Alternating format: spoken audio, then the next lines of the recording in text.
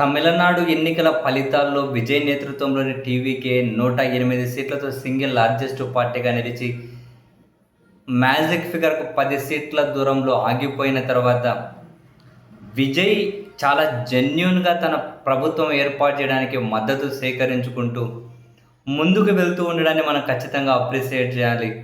And at the same time Vijay ప్లేస్లో వేరే ఎవరున్నా కూడా ప్రలోభ పెట్టి లోపల ఎంతకో అంత కొనేసేవాళ్ళు.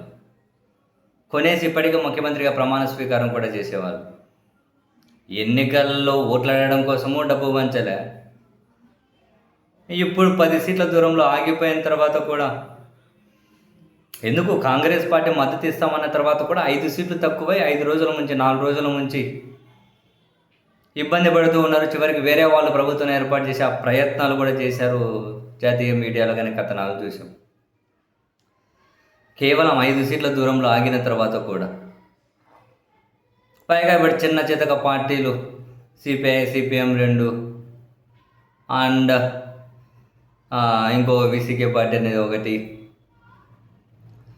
వాళ్ళు రెండు ఉన్నోళ్ళు మద్దతు ఇచ్చుకుంటూ చివరికి వాళ్ళు పెడుతున్నటువంటి కండిషన్లు నిజంగానే విజయ్ మంచితనాన్ని విజయ్ అవసరాన్ని బ్రహ్మాండంగా వాడేసుకుంటూ ఉన్నారు. సరే, ఇప్పుడు కమ్యూనిస్టులేమో ఈ ఏమంటారు ప్రభుత్వం ఏర్పడేంత వరకు మద్దతు ఇస్తామని చెప్పి అంటూ ఉన్నారు.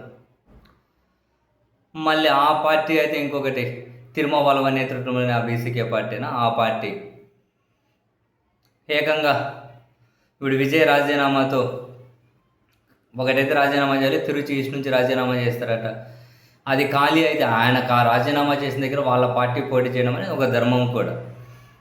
ఆయన రాజీనామా చేసిన సీటు మాకు కావాలి అని, ఇద్దరుంటే ఇద్దరికి మంత్రి పదవులు కావాలని ఇట్లా అడుగుతున్నారని చెప్పి ఆల్రెడీ వార్తలు వెలువడుతూ ఉన్నాయి.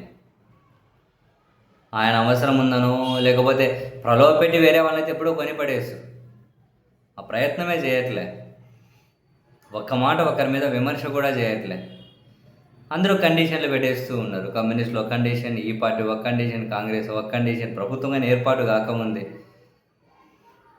మరి తర్వాత రాబోయే రోజుల్లో ఎట్లా ఉంటుంది ఏంటి అనేది చూడాలి. కానీ ఒకవైపు ఇవాళ ఇది ఇలా నడుస్తూ ఉంటే మరొక వైపు మాజీ ముఖ్యమంత్రి స్టాలిన్ కూడా ఒక కీలకమైన కామెంట్ చేశారు ట్వీట్లో.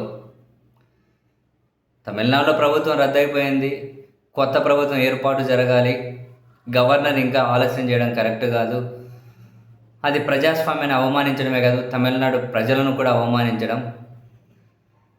కొత్తగా ఎమ్మెల్యేలు ఎన్నికారు, వాళ్ళతో ప్రమాణం చేయించాలి, కొత్త ప్రభుత్వాన్ని ఆయన ఆహ్వానించాలి, ఇంత డిలే చేయడం కరెక్ట్ కాదు. ఒక పార్లమెంటరీ ప్రొసీజర్స్ ఏవైతే ఉన్నాయో ఆ ప్రొసీజర్ని గవర్నర్ ఖచ్చితంగా ఫాలో కావాలి. దయచేసి తమిళ ప్రజలను అవమానించే నిర్ణయం గవర్నర్ తీసుకోకూడదు, ఆ విధంగా అలసత్వం ప్రదర్శించవద్దు, డిలే చేయొద్దు.